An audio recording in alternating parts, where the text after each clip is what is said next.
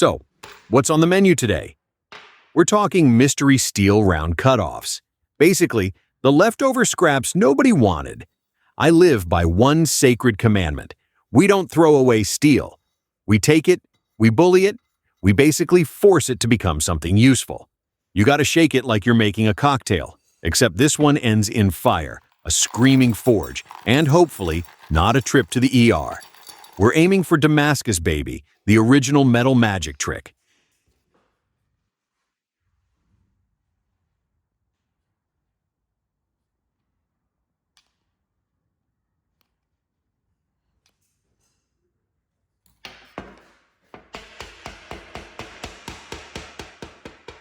Now, the prep work. Seal the ends of that tube tight, smooth the top, and then I always sprinkle a little borax flux on top. That's the magic dust that helps everything stick together inside. Then, we weld it completely closed. Once it's boxed up, it goes straight into the high-temp furnace. We're looking for a soak at around 1260 degrees C to 2300 degrees. That's a beautiful, glowing butter yellow color. That's when the real fun begins.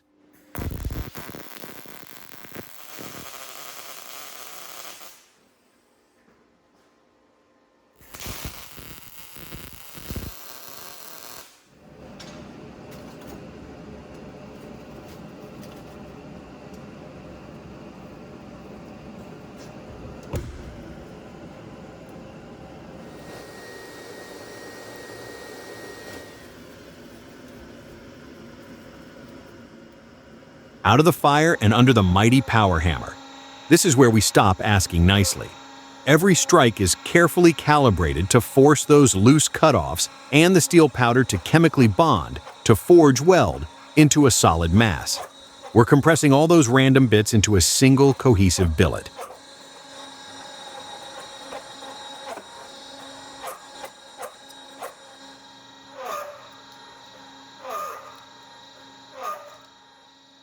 Bro, if watching raw steel turn into something nasty makes your day, hit that follow. Now, time for the moment of truth, grinding and cutting into the billet.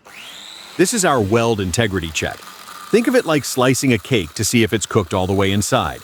If the welds are good, the grinding wheel will throw sparks evenly. If you see deep cracks or dark spots, Houston, we have a problem. Luckily today, it's solid. We'll re-weld the edges, hit it with flux, and it's straight back into the furnace for the next weld cycle.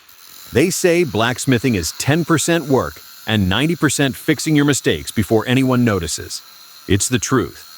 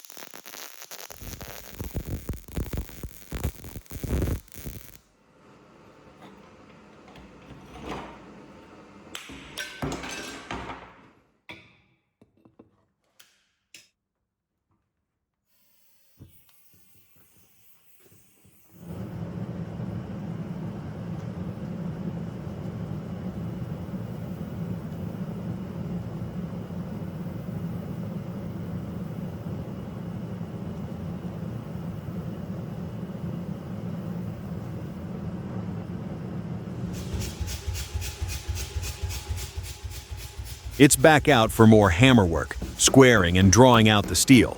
Slowly, it stops looking like a pile of orphaned cutoffs and starts looking like actual knife stock. Now, onto the anvil for some detail work. Then, the angle grinder cleans up the scale, and the permanent marker comes out. That marker is the cheat code, folks. Draw your mistakes on now before the industrial strength grinder makes them a permanent part of the design. Measure twice, grind once.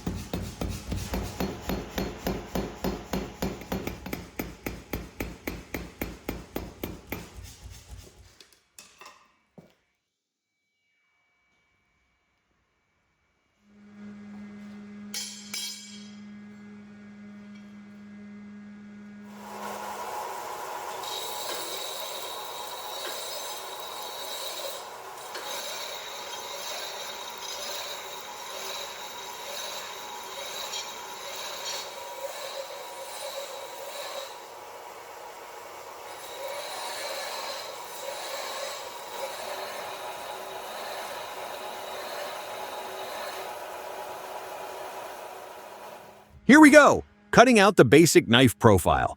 The grinder is blazing. The sparks are like a 4th of July fireworks show, noisy, messy, and absolutely necessary.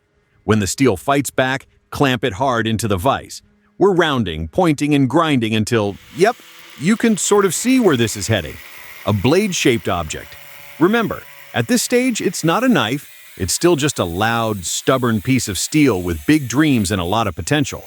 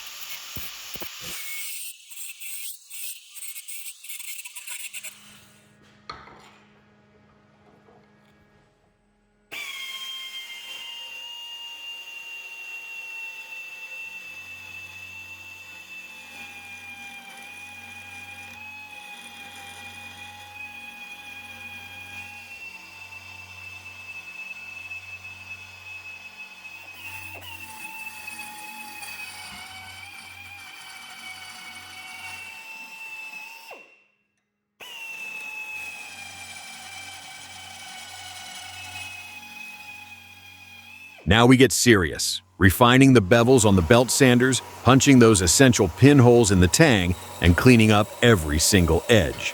I can't stress this enough. Every one of these little prep steps turns into hours saved later. Skip it, and your handle will fit like a drunk man's shoes on a Saturday night.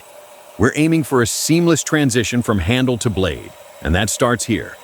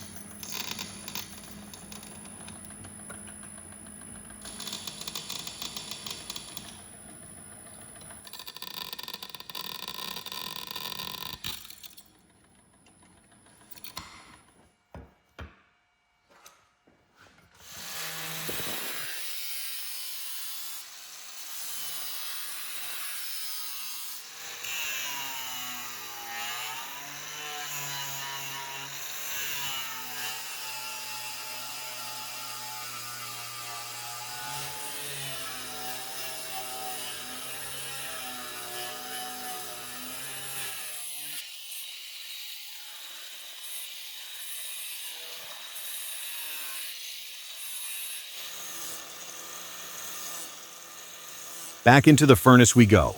Hardening time. We need to get the steel up to its critical temperature, around 820 degrees C, 1472, 1508 degree F. We hold it for the right amount of time, and then quench. Into the motor oil it goes. Cue the flames, the dramatic cloud of smoke, and that moment where every single smith has the exact same silent prayer. Please don't crack. Please don't crack.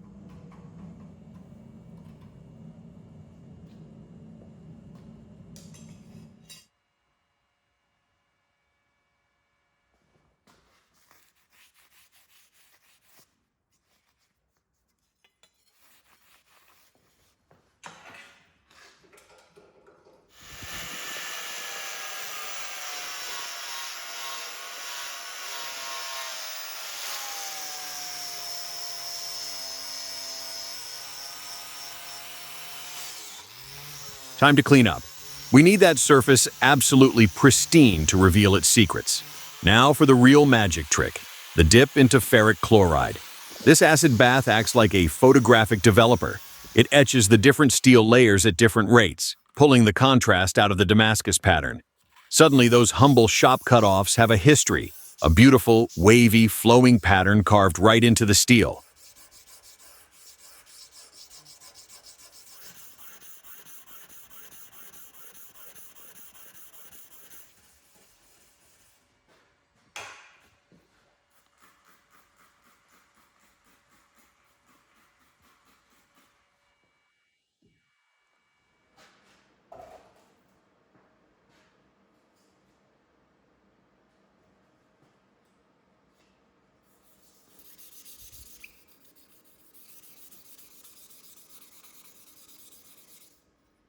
Let's talk handles. I'm mixing a nice wood with thin liner material for that extra pop of color, using epoxy resin for the glue and metal pins for permanent strength. Here's the old ironclad rule. If you can't dry fit it perfectly before the glue, don't glue it. Epoxy doesn't forgive, it doesn't forget. It just reminds you of your mistakes forever. Get it right the first time.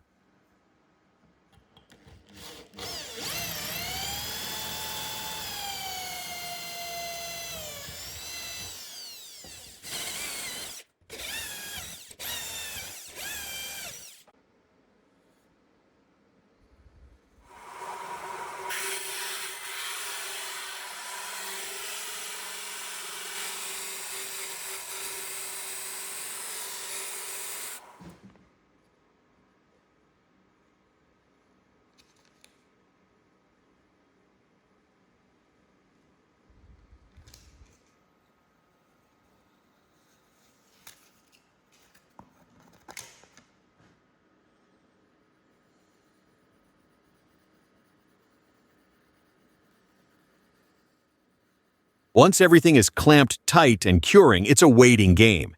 Epoxy needs time to set up properly before it can handle the stress of the grinders and sanders. When it's finally dry, rock solid I mean, that's when we can move on to shaping, making this handle comfortable and beautiful.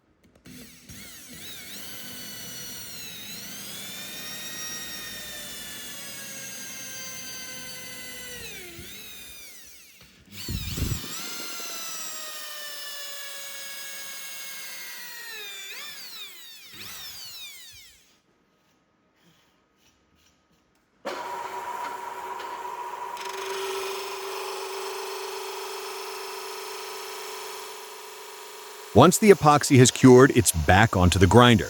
We shape the handle until it just melts right into your hand. A good knife handle should be an extension of your arm. We work through the layers: belt grinder, disc sander, and finally cloth polishing. The buffing wheels give it shine, but hand sanding is what gives it soul. As the old blacksmith joke goes, you don't actually finish sanding, you just get too tired to keep going.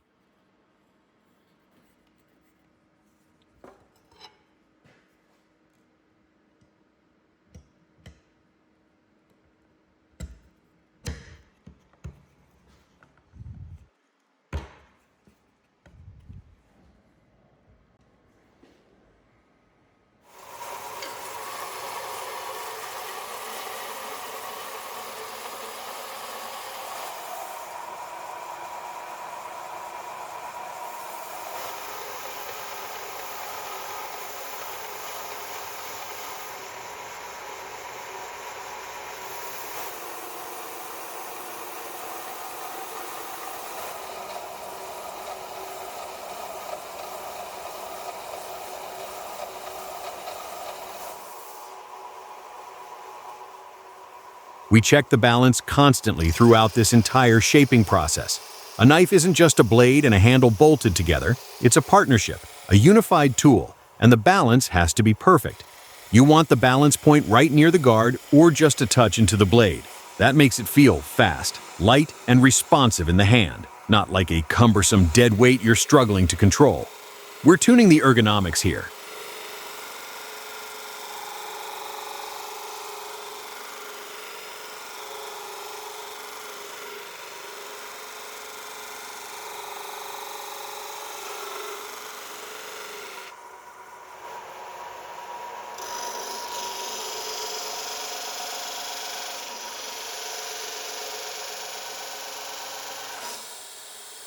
For the final wood finish, I don't just use any oil.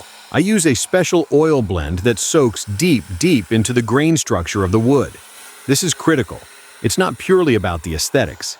It seals the wood entirely against moisture, dirt, and the abuse of years of hard use. Treating the wood correctly is how you ensure this knife is a tool that truly lasts, not just a showpiece that falls apart.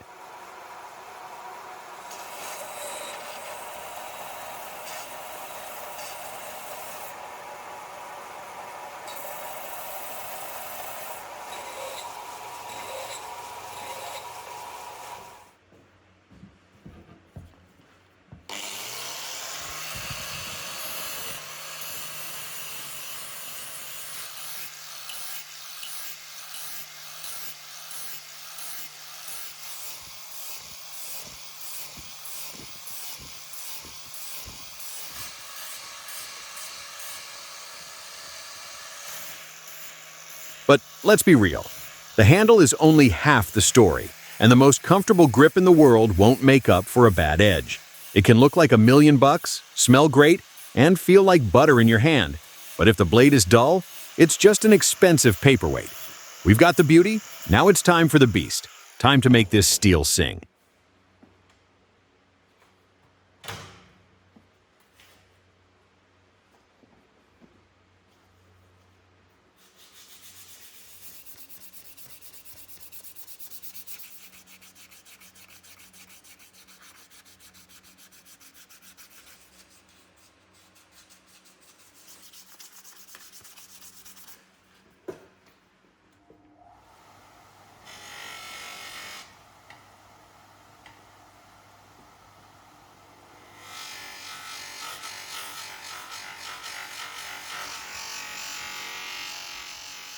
The final critical steps: clean up the blade, a good spray down, and onto the sharpening stones to refine that edge.